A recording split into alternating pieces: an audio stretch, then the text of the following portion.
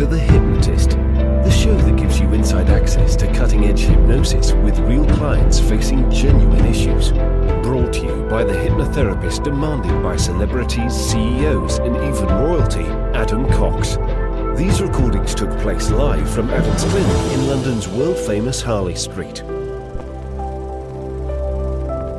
So, get yourself comfortable and enjoy today's episode of The Hypnotist.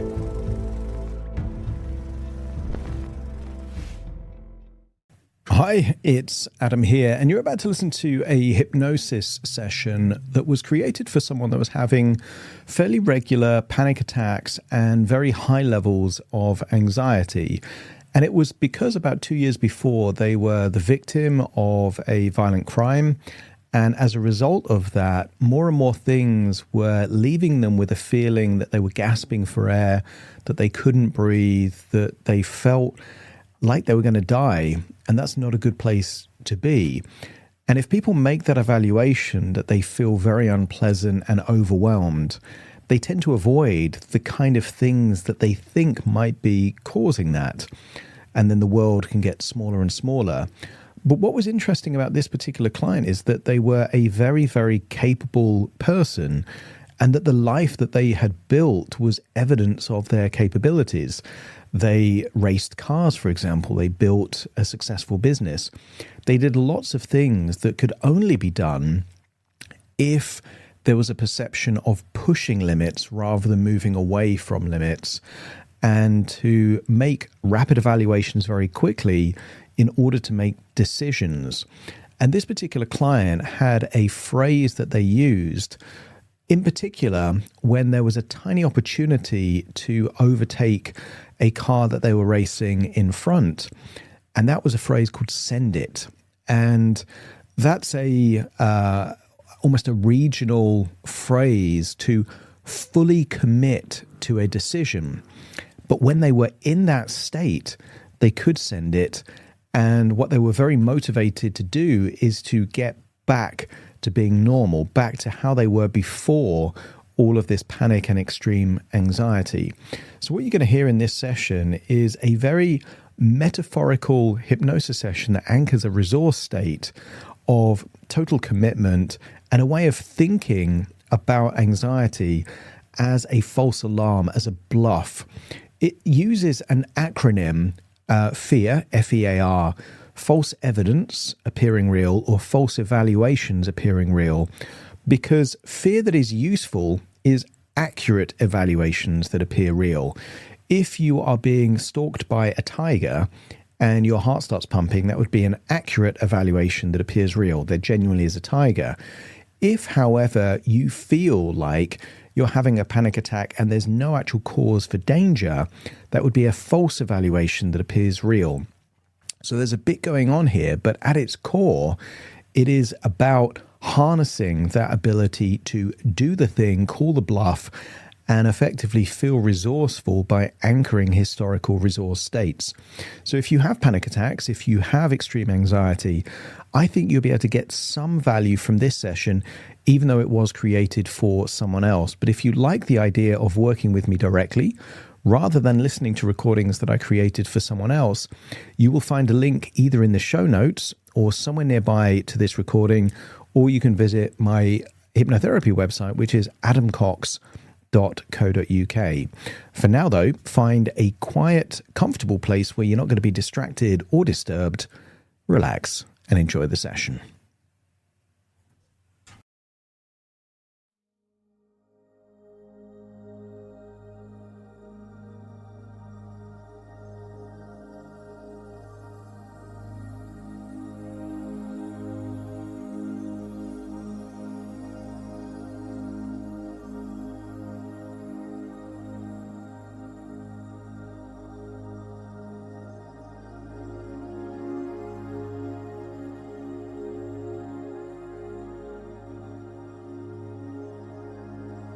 Take a deep breath in, and as you breathe in that resourceful feeling of calm and relaxation. breathing in that wonderful feeling, and as you exhale, give permission to release any stress, any worries, any tension. Just allow it to naturally and effortlessly leave your body in that outward breath.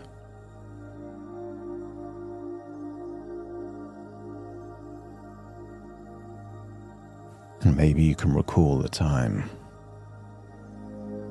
long ago where breathing just happened all by itself. A time when you didn't need to think about finding a breath. And just allow yourself to float back to a memory where breathing was easy. That's it. And you don't have to force anything here. You don't need to try to relax. Just notice the feeling of your body lying there. Temperature in the room.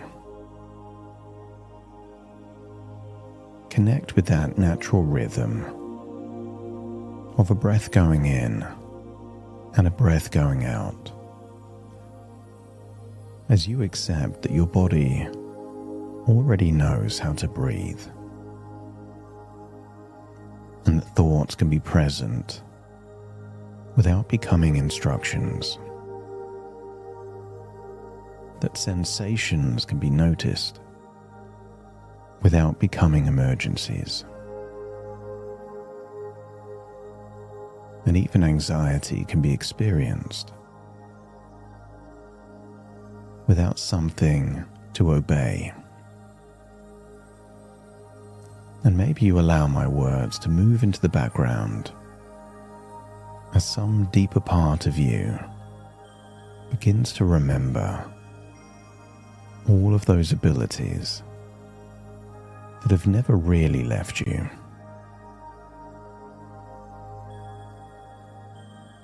In so many areas of your life, confidence was natural. It's not gone.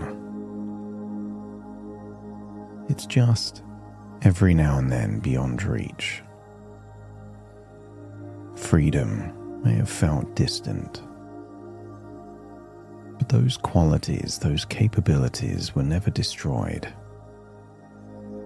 and therefore they can and will be reactivated, reclaimed, brought back online.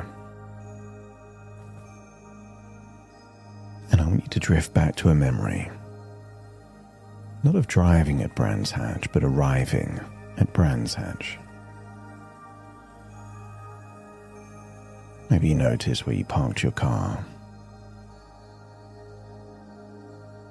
how you walked up, maybe noticing the circuit,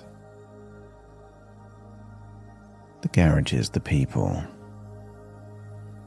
and maybe a familiar atmosphere of a place where preparation, judgment, and the ability to totally commit to a decision matter.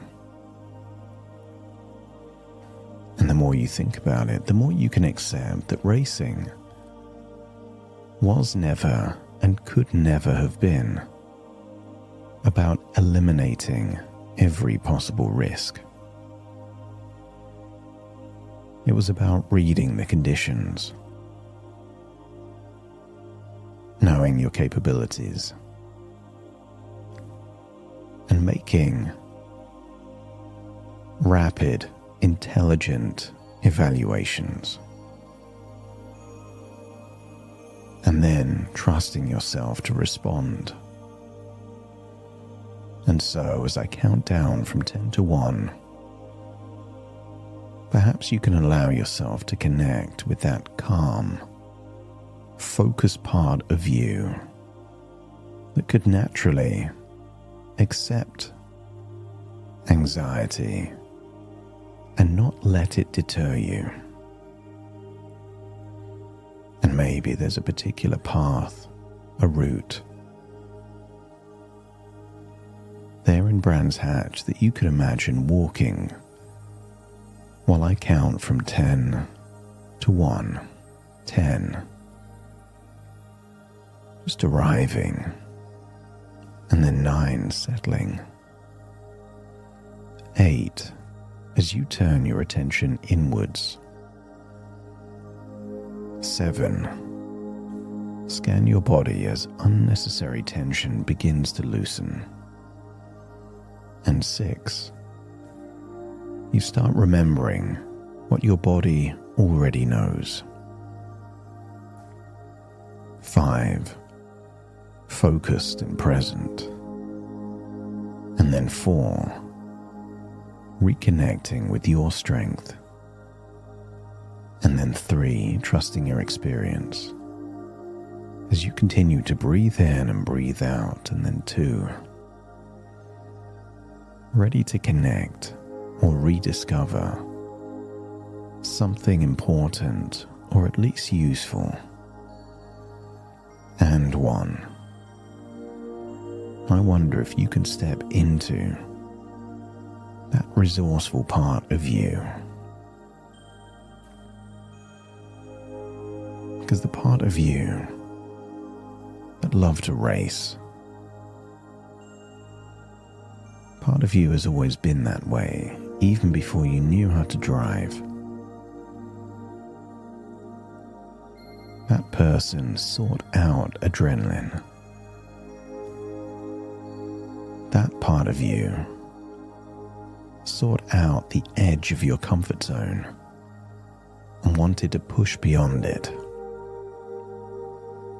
They were someone who could still think clearly while energy was surging through their body. And maybe back then, that faster heartbeat could mean readiness. Heightened senses could mean alertness and focus. And you found a way for that intensity to be directed. Because the sensations themselves do not force you. They're not the part that decides what is happening.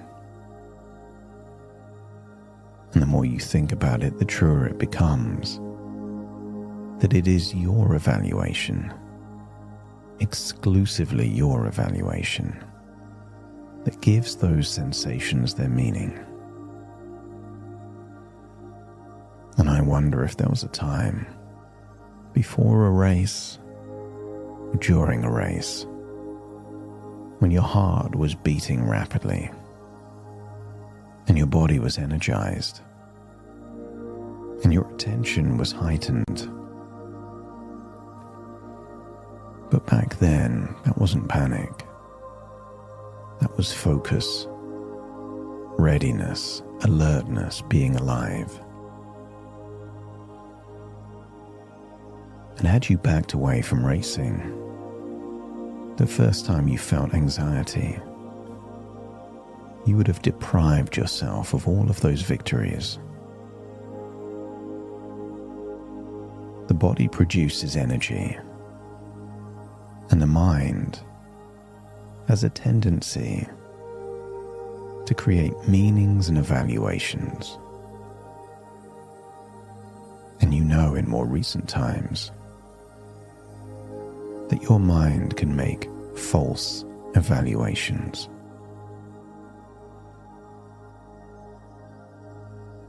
I want you to think of a more recent memory. You thought you couldn't breathe, and yet you were having a conversation. You thought you couldn't do something, and you were able to do it anyway. As you start to accept the suggestion that if in more recent times your mind is making false evaluations, that your mind can learn to make accurate evaluations again. Wasn't there a moment you thought that you were dying? And yet you're still alive. That's all the evidence you need that your mind has been making too many false evaluations. Let's drift back to that version of you at Brands Hatch. On a particular corner, the car ahead, the opportunity to pass. Maybe you were making rapid evaluations to see that line opening up in front of you. And isn't it interesting that you didn't need a guarantee? Feel yourself behind the wheel. Make everything in slow motion, assessing the rear tires, the line, your options. Back then, adrenaline helped you process multiple evaluations rapidly. And so you assessed the conditions and recognized that you had the resources to take that window of opportunity. You weren't reckless though. You knew beyond doubt that if the moment changed, if the variables that you evaluated suddenly changed, you could adjust, pull back, regroup, and just wait for another opening. And that ability to make accurate evaluations, to act in accordance with them, to feel the physiological symptoms of anxiety and not even consider it anxiety, that is real confidence. Confidence is not certainty about the outcome. It's the ability to trust in your ability to respond. And in that moment, you didn't need to know exactly what would happen. You only needed to know what happens next. And as you reconnect with that resourceful feeling, I wonder where in your chest, or your gut, or perhaps your head you feel that you can trust those evaluations. How do you breathe when you simply feel confident? Maybe you have a different posture. Maybe the way in which you breathe becomes natural and purposeful. Perhaps your attention moves outwards towards the track, rather than inwards towards every sensation. Connect with your mind being alert and your decisions clear enough to commit. And when you've assessed the conditions, just rewind it right at the moment when you know the next move is appropriate. And I want you to connect with a phrase that means hesitation is over and action is the right course of action. So say these words in your head the way you would say them. Send it. Connect with that feeling. You commit to the thing. No guarantees. You just send it. And not recklessly, not blindly. But perhaps send it means that the evaluation is complete. And if there are any fears, you call the bluff of those fears. When you send it, it means committing to the next appropriate action, to have confidence that your future self will have the resources to know what to do, to trust the part of you that knows how to respond. And just quietly repeat those words within your mind with a tonality of certainty. Send it. Connect with total commitment. Because the road ahead then is no different from a choice or decision in front of you now. It's simply the attention beyond yourself, where your breathing happens automatically because you're focused on living rather than monitoring every breath.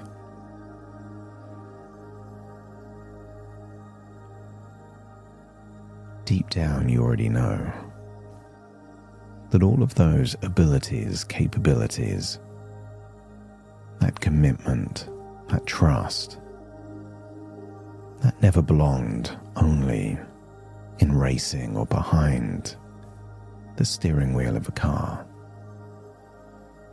Because the focus was yours, the judgment was yours, the courage was yours.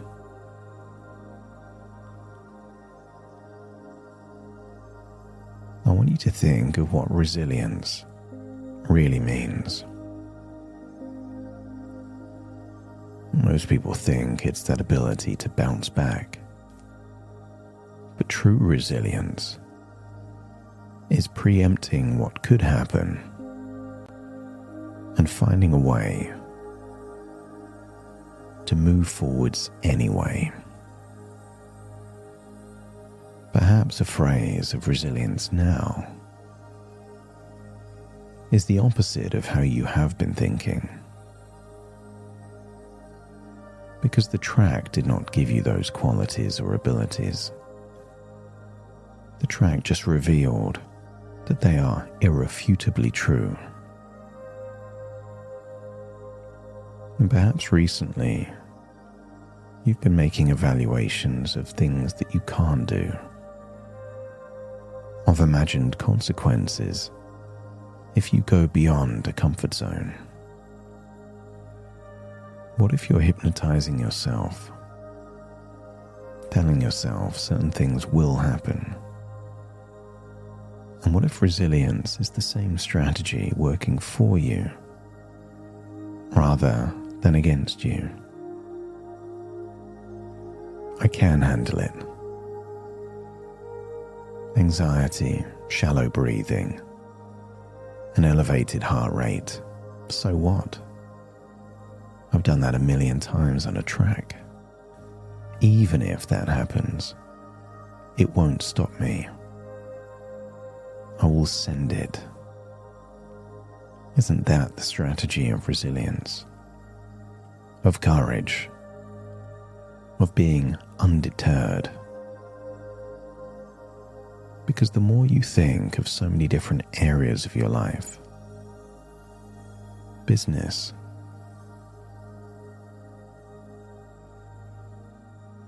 travel, racing, investments, there's 1,000,000 people that would have felt some anxiety before doing what you've already done in your life and held back. But you didn't. You evaluated a risk, made the evaluation that whatever happens, you can handle it. And then you did. And life has rewarded you for taking risks, of making evaluations, and being undeterred. And I want you to think about what the road back would be for you. There's a part of you that hopes that just one day you wake up and everything's back to normal. And yet you know, the wiser part, that it's likely to be a different road. Not a road of no anxiety, but you feel the anxiety and you give it a different meaning, and you refuse to let it hold you back, derail you, deter you. And I want you to imagine seeing yourself tomorrow, that every time anxiety comes up, it's a fork in the road. You let the anxiety control you, and life gets smaller.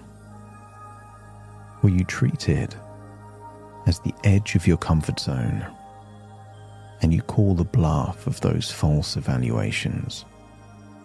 You move beyond it. You realize that even if you feel anxious, it is temporary, it is manageable.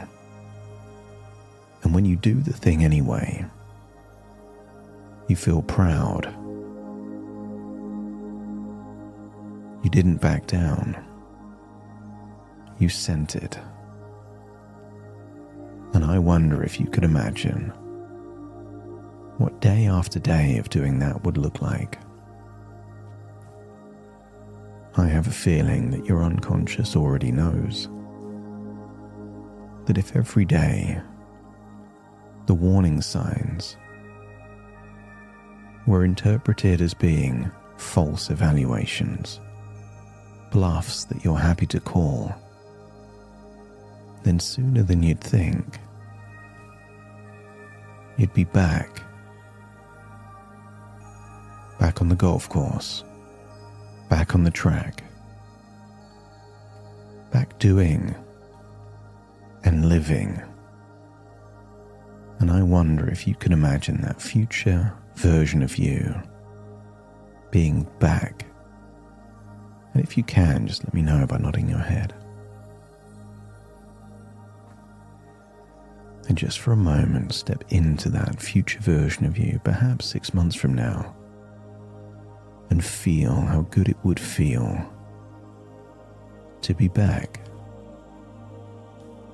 But you wouldn't be back just as your old self. You would be back stronger, because you would have faced something that most people have never faced, and you got through the other side. How good would that feel? To not just be back, but be back stronger and more resilient than ever. I wonder how that would enhance every area of your life. And then when you think back to those forks in the road of doing one thing or the other, I wonder if it might encourage you more and more often to call the bluff. Because a false evaluation can only be proven to be false when you decide not to believe that it's true.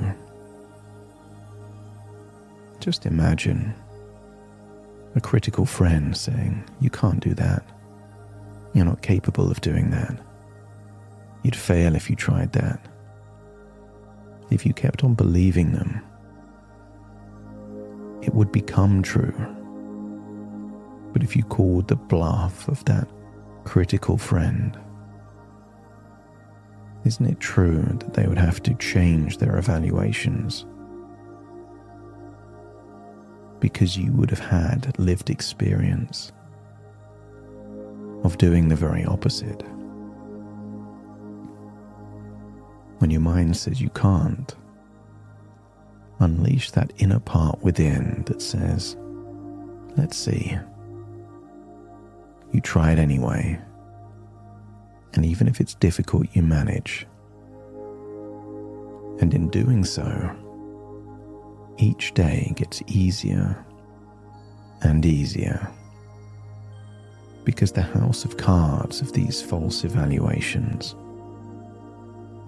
can come crumbling down.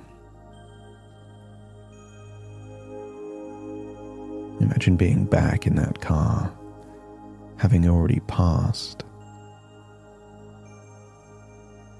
You sent it, and you were rewarded.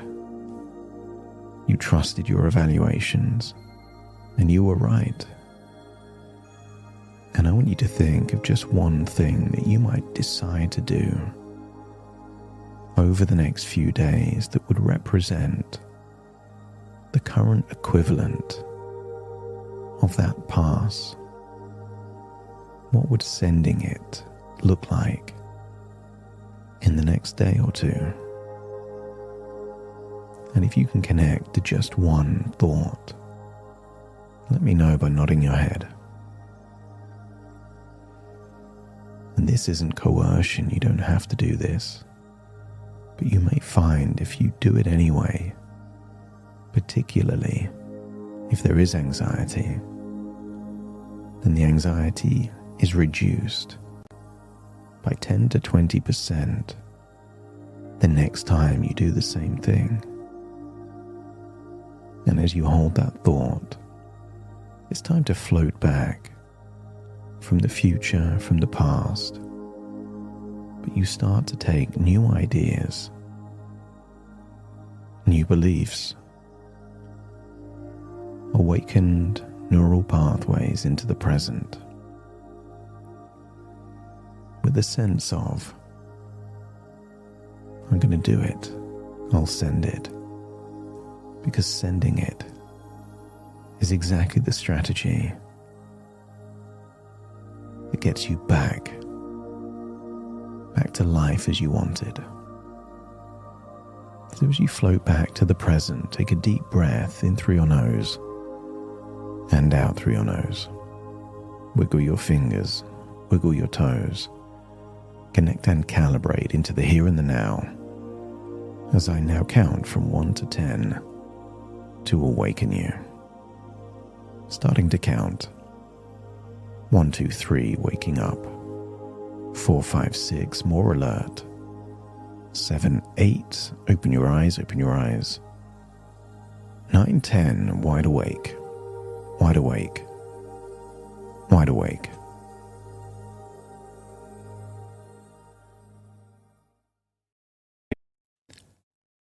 Thank you so much for joining me on today's episode of The Hypnotist. If you've enjoyed this episode or got some value from it, please give it a 5-star rating and review. And maybe you know someone that would also benefit from this particular episode, in which case share the episode with them so they can also get the benefit too. And if you would like to listen to this episode where it's just the hypnosis, so no intro, no outro, no explanation, just the hypnosis and completely ad-free, there will be a link in the description where you can subscribe at a very low cost and only get access to the hypnosis. So if that's of interest, please check that out. Thank you again for being a regular listener of The Hypnotist, and I'll see you again soon for more.